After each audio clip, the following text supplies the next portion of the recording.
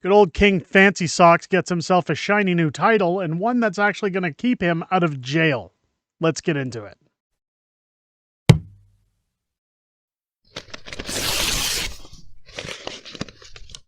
Oh, yeah!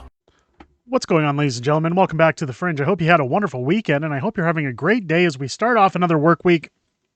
Something I wanted to get into and talk about was something that came to me last week via one of our community members, CB Fixes All, and always appreciative to see CB's recommendations for videos out in our Discord. If you haven't joined our Discord yet, keep in mind, there is a link down below in our description. You can join our Discord, and there is a tab in there for video recommendations. I do jump in there from time to time, and if there's something happening in your town, something you want to see covered, let me know what's going on. I'm always happy to check it out. This article, or not really article, but incident, I guess, that was forwarded my way. There's very little online talking about what's coming from the Liberals on this issue. We're not seeing a lot of coverage, and I wonder why. Well, as it turns out, Justin Trudeau has been given a nice little new job title added to Prime Minister of Canada. This tweet from Nana40 was sent to me. Justin Trudeau has gotten the Governor General to award him with a new title. She signed an order designating the inquiry under the name of Public Inquiry into Foreign Interference in Federal Election Processes and Democratic Institutions as a department, and the Prime Minister as the appropriate minister of said department. So Trudeau, has awarded himself Lord and Master, Judge and Juror over the foreign interference investigation. What could possibly go worse? Now, as we look into the Justice Laws website from the Government of Canada, posted on this tweet, you can see here, order designated the inquiry under the name of the Public Registry into Foreign Interference in Federal Election Processes and Democratic Institutions as a department, and the Prime Minister as the appropriate minister. This is ridiculous. Order designated the inquiry under the name of the public. Oh, here it's just repeating it down here. So what we're saying, and what this means, Her Excellency the Government General and Council, on the recommendation of the Prime Minister, under paragraph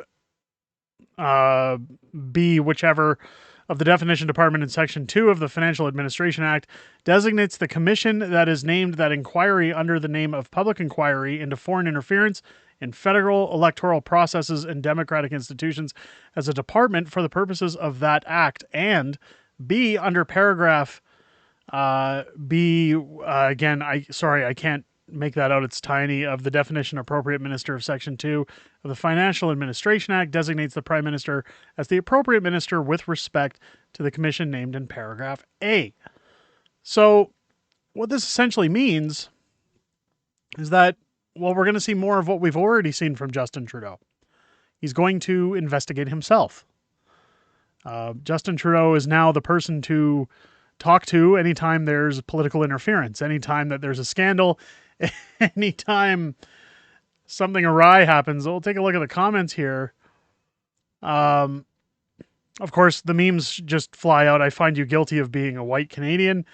The corruption in this thing we call government is astounding. And that's kind of one thing that really drew my attention to this. And one thing I wanted to cover this based on is that, again, the mainstream prostitutes aren't really covering this. At least I couldn't find anything after about an hour of digging. I just could not find any kind of coverage on this or anybody questioning why the Prime Minister would need this role. And I guess that's part of what really startles me with this video, is that we've essentially given powers to Justin Trudeau that means he's never going to be held liable for the crimes he's committed. And while some people say, well, duh, we already knew that, I guess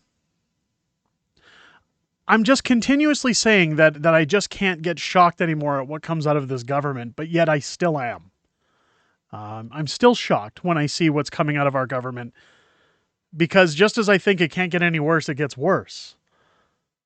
I don't understand how, when you see the scandals that brought down Paul Martin, when you see what brought down Jean Chrétien, and yet Justin Trudeau has weaseled his way by dividing the country, by dividing people into small little groups, turning everybody against each other, and destroying Canada, that essentially not only is he going to skate free on everything that he's done so far when we talk about Chinese interference, when we talk about his scandalous actions,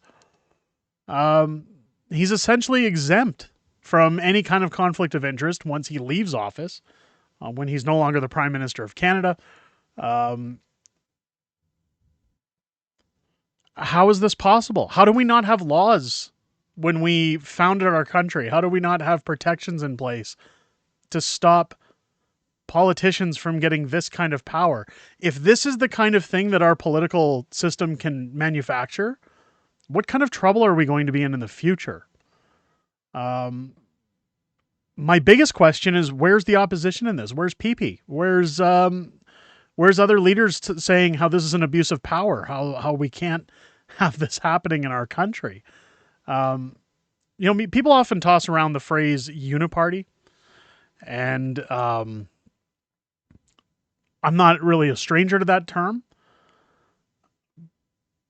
I don't want to say anything bad about somebody like Pierre Poilievre. I don't want to say anything bad against parties that I believe are going to at least try to mend some of the broken fences that Justin Trudeau has demolished over his 8 years in office. But it makes me wonder that if there's no pushback, if there's no opposition on these kinds of actions, what are they going to do when they're in power? What things are, and maybe they'll skate under the radar because they're just not as blatantly obvious as Justin Trudeau makes them.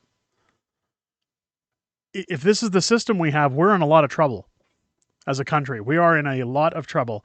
I certainly never condone any kind of violence or violent rhetoric, but I feel sometimes, and this is just my opinion, that the only thing that's going to stop the government at this point is some form of an uprising. Torches and pitchforks. I don't see any politician defending the abuse against Canadian citizens. Now, when we talk about provincial politicians, when we talk about, premiers like Scott Moe, like Danielle Smith, who say, well, we're going to stand up and we're going to fight for oil and gas. We're going to fight for energy. We're going to fight for the common man. Well, they've done a great job.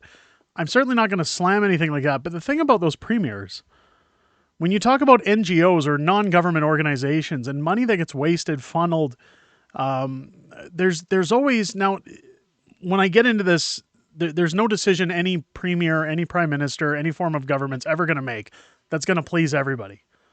But it's kind of grasping at straws to say we have a problem, we're going to fix a part of the problem, but we're not going to acknowledge the other elephants in the room that are causing massive problems as well.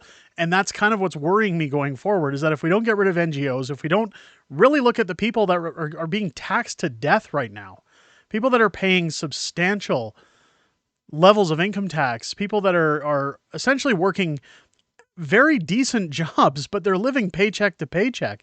They're turning people essentially into battery farms at this point. When's it going to get better? What's it going to take for things to get better? This here, what we've seen with Justin Trudeau, is corruption at its finest.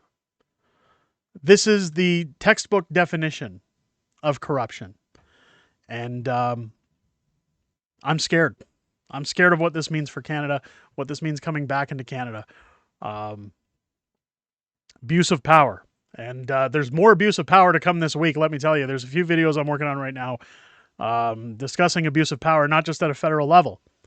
But let me know what you guys think down below in the comments. I know I ramble on. I guess a lot of times I use these videos to try to kind of make a point as well as talk about what's going on, just to get people thinking. A lot of people say, you ramble.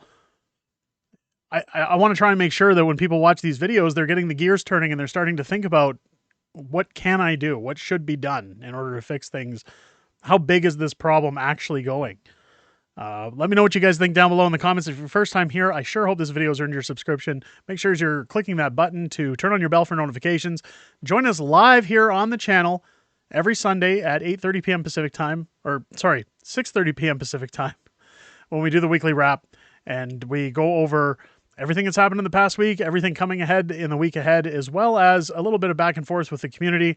It's always good to see you guys in there, and it's good to chat with you guys outside of these videos and sometimes get a little bit of positivity, because right now in the government, it's all negative. But let's try to keep positivity. Let's keep that momentum going. And you guys have yourselves a great rest of your day. I hope you guys enjoyed this video. I'll catch you on the next one.